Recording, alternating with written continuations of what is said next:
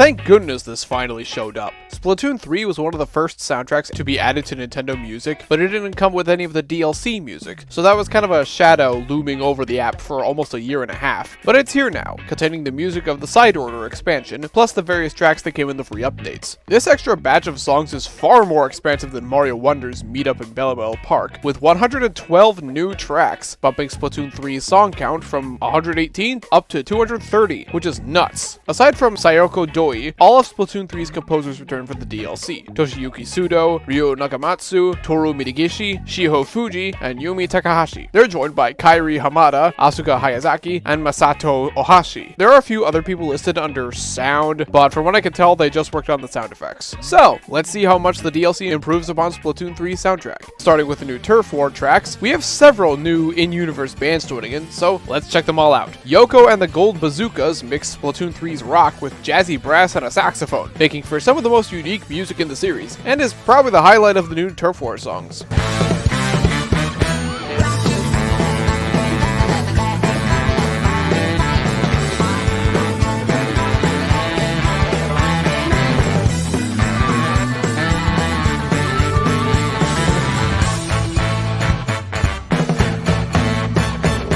H2O goes for an electronic rock feel that reminds me of the first game's music, which is far from a bad thing, even if their songs are less unique.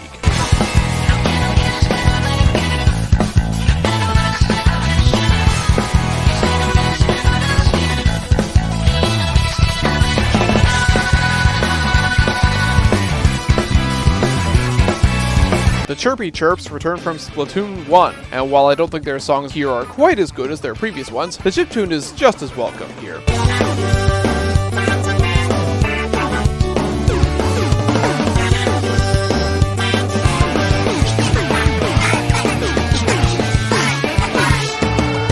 Riot Act's songs feature heavier rock than the other bands, and one of their songs brings in a violin out of nowhere, which was a very nice surprise.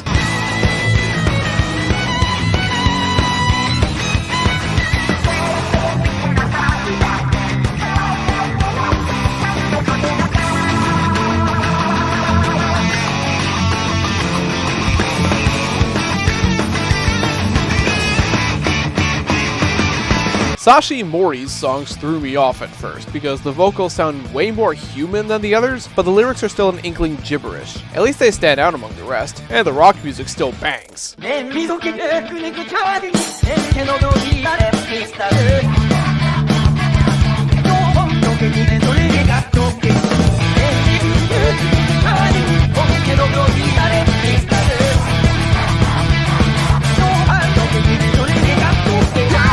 All of the new Turf War tracks are really good, standing alongside the ones from the base game well, while also sounding very distinct. I have no complaints with any of them. There are also a number of new songs from Deep Cut, as well as the returning Squid Sisters and Off the Hook, which play in Splatfests and some dedicated videos. They're mostly just fine in my opinion, but I want to shout out two specifically. The first is Liquid Sunshine by the Squid Sisters, featuring a certain Ian BGM, whoever that might be. It's cute, the Squid Sisters were always my favorite vocalists of the three idol bands, and Ian BGM's definitely not immediately recognizable style works well with them.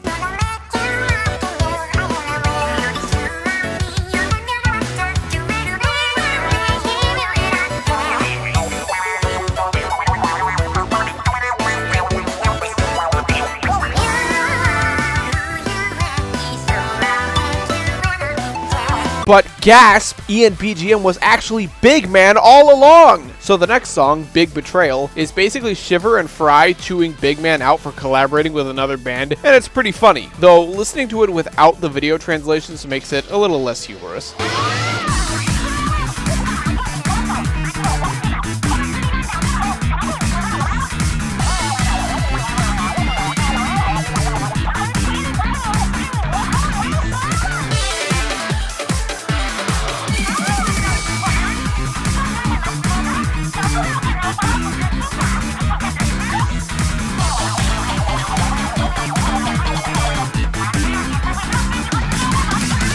The bulk of the new music comes from the Side Order expansion, Splatoon 3's equivalent to the Octo expansion. So unfortunately for me, that means a majority of the music is a lot more low-key than the main games, though I do think Side Order's music is more memorable than Octo expansions. Some of these tracks have a nice sense of otherworldliness, like the Demolished tracks.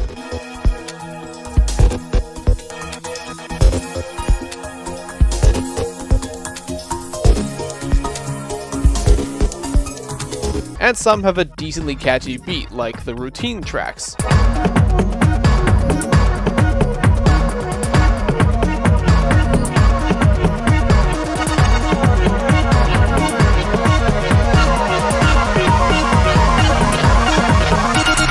Again, a solid improvement over Octo Expansion's music, which was entirely forgettable to me, but nothing too special. The final boss themes are pretty decent though. The first phase has a pretty intimidating techno beat, sounding like you mixed something from Metroid Prime with one of the cyberspace themes from Sonic Frontiers.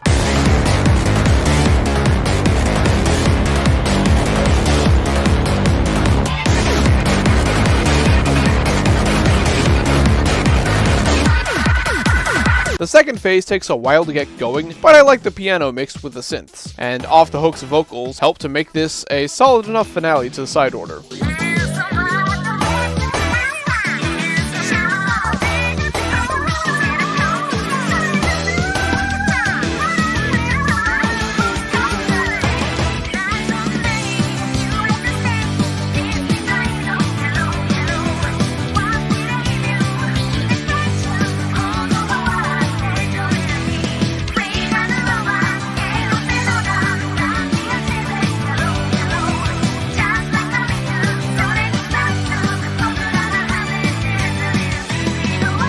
The last batch of songs come from the Grand Festival, the final Splatfest, and it's pretty neat to see the music team help out to give the event a celebratory feel. Special shout out to 3 Wishes and Rainbow Color Incantation, which have all 3 idol bands team up, really making the Grand Festival feel like a big finale to the Switch era of Splatoon.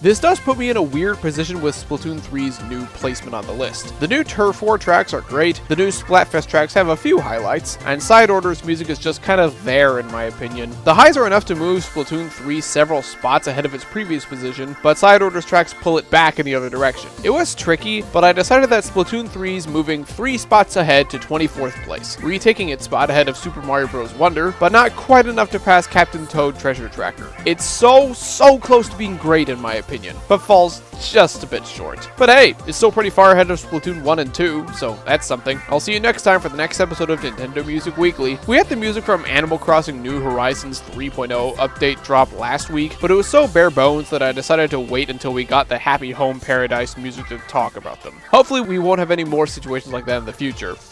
Bye!